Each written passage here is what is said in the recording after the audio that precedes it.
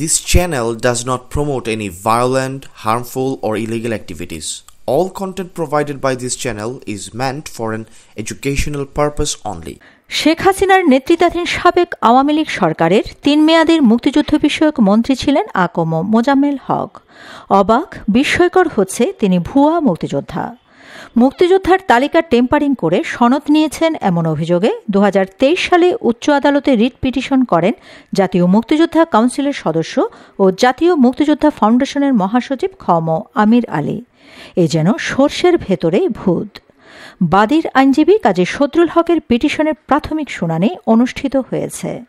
এতে রুল জারি এবং আকম মোজাম্মেল হক সহ 7 জন বিবাদীকে শোকজ করা হয়েছে। আকম মোজাম্মেল হক সহ অন্য আসামিরা আইনজীবীর মাধ্যমে হাজিরা দিয়েছেন এবং শোকজের জবাব দিতে সময় নিয়েছেন। অনুসন্ধানে জানা যায়, ভারতে প্রশিক্ষণ নেওয়া 51,000 মুক্তিযোদ্ধার তালিকায় নাম নেই আকম মোজাম্মেল হকের। জাতীয় জাদুঘরে রাখা 1986 সালে তৈরিকৃত লাল মুক্তিবার্তার ভলিউম ঘষামাজা করে নাম অন্তর্ভুক্তি করার অভিযোগ রয়েছে। তবে অ্যাডভোকেট হামিদের লেখা জিন্দাবাদ থেকে জয় বাংলা বইয়ের 63 নম্বর পৃষ্ঠায় আকম মোজাম্মেল হক উল্লেখ করেছেন তিনি ডেপুটি চিফ পদে ভারতের ত্রিপুরার গোকুলনগর ক্যাম্পের মুক্তিযুদ্ধের সংগঠক ছিলেন। এদিকে তথ্য ও সম্প্রচার মন্ত্রণালয়ের মুদ্রিত বাংলাদেশের স্বাধীনতা যুদ্ধ দলিলপত্রের 3য় খণ্ডের 620 ও 621 পৃষ্ঠার গোকুলনগর ক্যাম্পে প্রশিক্ষণ শিবিরের কথা বলা হয়েছে। সেখানে ক্যাম্পের ডেপুটি চিফ পদে আকম মোজাম্মেল হকের নাম খুঁজে পাওয়া যায়নি। 21 নম্বর সিরিয়ালে ক্যাম্প চিফ হিসেবে শামসুল হক এমপি ও ওয়াসিউদ্দিনের নাম লিপিবদ্ধ রয়েছে।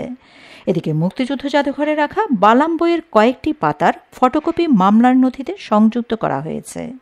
সেখানে আকম মোজাম্মেল হকের নাম রয়েছে। ওই পাতায় সব লেখা সবুজ রঙের, তবে মোজাম্মেলের নামের পাশে কয়েক জায়গায় ঘষামাজা ও কালো রঙের কালিতে লেখা রয়েছে। এ নিয়ে প্রশ্ন তুলেছেন সংশ্লিষ্টরা। আকম মোজাম্মেল হককে ভুয়া মুক্তিযোদ্ধা হিসাবে শনাক্ত করেছেন বিএনপির কেন্দ্রীয় কমিটির সদস্য সাবেক এমপি হাসানুদ্দিন সরকার। 1971 সালের 19 মার্চ গাজীপুরের জয়দীপপুরে পাক হানাদার বাহিনীর বিরুদ্ধে সশস্ত্র প্রতিরোধ যোদ্ধাদের অন্যতম এই হাসান সরকার। তিনি বলেছেন আকম মোজাম্মেল হক ভুয়া মুক্তিযোদ্ধা। এটি নিয়ে কোনো দ্বিমত নেই। সংসদে এ নিয়ে সমালোচনা হয়েছে। সেখানে মোজাম্মেল হক মুক্তিযুদ্ধের সাক্ষী হিসাবে আমার নাম উল্লেখ করেছেন। আমি দ্বিধাহীন ভাষায় বলছি, আকম মোজাম্মেল হক কোথাও যুদ্ধ করেননি এবং তিনি মুক্তিযোদ্ধা নন। এ ব্যাপারে মুক্তিযুদ্ধ বিষয়ক মন্ত্রণালয়ের উপদেষ্টা ফারুকী আজম বীর প্রতীক বলেছেন, সাবেক মন্ত্রী আকম মোজাম্মেলের বিরুদ্ধে মন্ত্রণালয়ে ও জামুকায় পৃথক অভিযোগ জমা পড়েছে। তার বিরুদ্ধে আনা ভুয়া মুক্তিযোদ্ধার অভিযোগের পক্ষে বিভিন্ন ডকুমেন্টস উপস্থাপন করা হয়েছে। মুক্তিযুদ্ধ বিষয়ক মন্ত্রণালয় আদালতের রায়ের অপেক্ষায় আছে। এছাড়া অন্য যারা ভুয়া মুক্তিযোদ্ধার সনদ নিয়েছে তা চিহ্নিত করতে প্রয়োজনীয় পদক্ষেপ নেওয়া হচ্ছে বলে জানান উপদেষ্টা ফারুকী আজম।